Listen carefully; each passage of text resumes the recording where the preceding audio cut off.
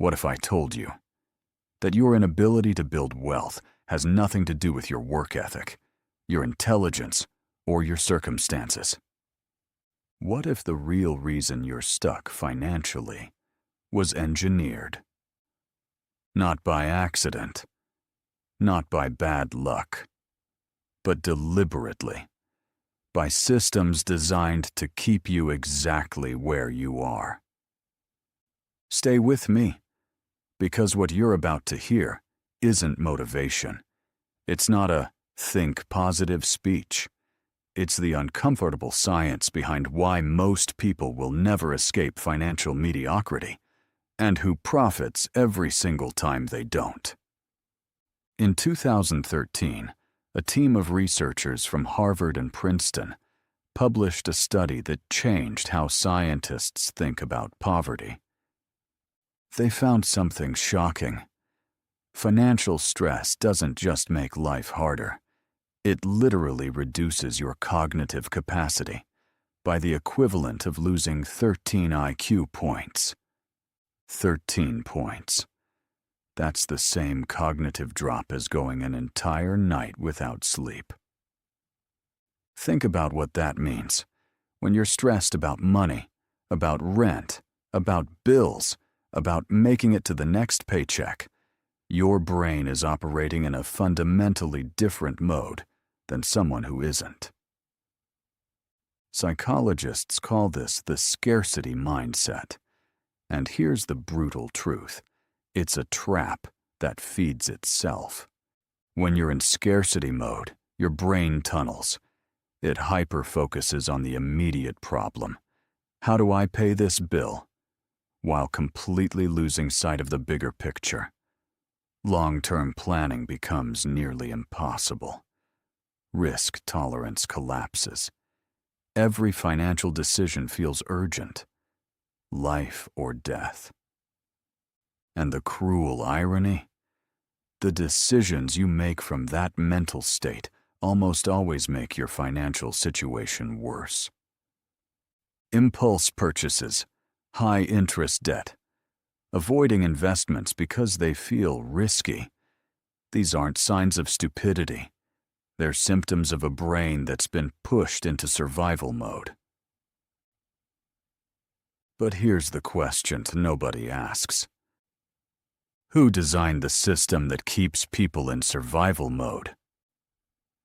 Let's talk about something the financial industry doesn't advertise. Overdraft fees in the United States generate over $15 billion per year. Not from wealthy customers, from people who are already struggling, people whose accounts are already empty. Payday loan companies charge average interest rates of 400% annually.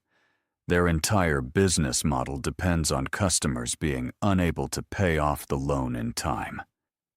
Repeat borrowers, people trapped in the cycle, generate 75% of their revenue.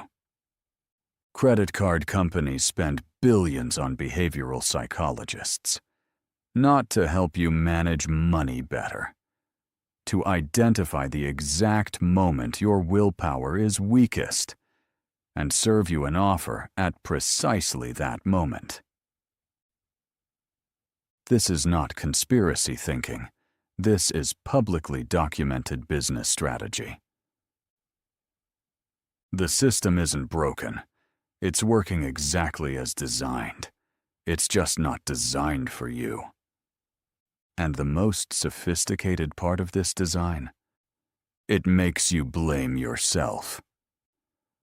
When you can't save money, you think, I have no discipline. When you can't escape debt, you think, I'm just bad with money. When you can't build wealth, you think, maybe I'm just not meant to be rich. This internal blame narrative is extraordinarily valuable to the financial industry, because a person who blames themselves doesn't look outward. They don't question the system. They just try harder and stay stuck longer. Now here's where it gets interesting. Wealthy individuals aren't immune to psychological biases. They have the same human brain you do. But research shows they interact with money in fundamentally different ways. And most of it comes down to one concept: psychological distance. When a wealthy person sees an expense, their first instinct isn't panic, it's evaluation. They create space between the stimulus and the response.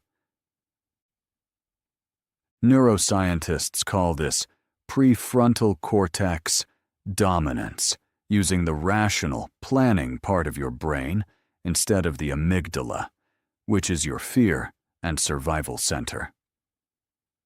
People operating from scarcity can't do this easily.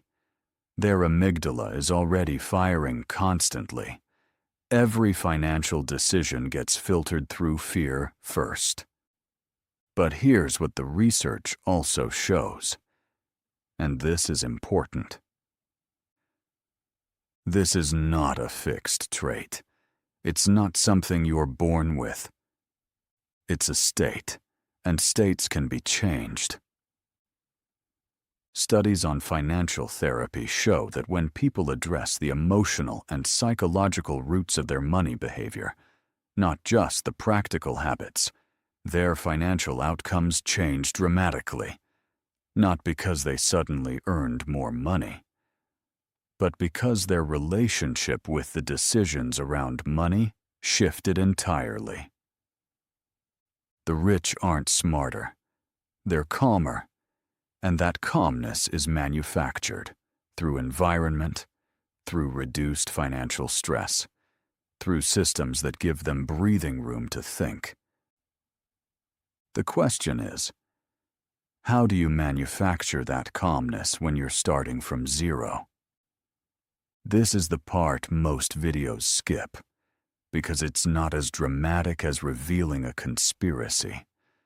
But it's the part that actually matters. The research points to 3 specific shifts that break the scarcity cycle. Not motivational theory, but documented behavioral changes with measurable outcomes. First, reduce decision fatigue around money. Every financial decision you make depletes your cognitive resources. Wealthy people automate their finances not because they're lazy, but because they understand that willpower is finite. Automate savings, even tiny amounts. Make the good financial behavior require 0 decisions. Second, create psychological wins. A 2019 study found that people who paid off their smallest debt first, not the highest interest one, were more likely to eliminate all debt. Why? Because the psychological momentum of a win changes your brain's relationship with the problem. You stop seeing yourself as someone who is bad with money, and start seeing yourself as someone who is solving a problem. Third, change your information environment. Research consistently shows that your financial beliefs were formed before you were 7 years old, by the people around you, by what you witnessed about money. You are not operating on logic. You're operating on inherited programming. And the most powerful way to reprogram it is to systematically change what you consume and who you spend time with. This isn't about positive thinking.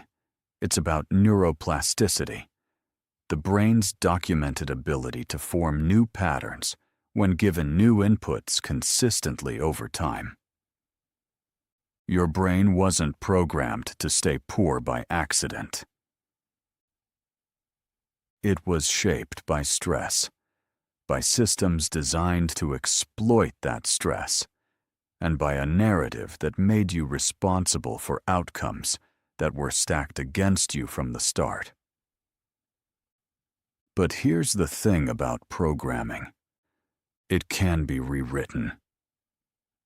Not overnight, not with a single video, but with the right understanding of how your brain actually works around money, and consistent, strategic action from that understanding.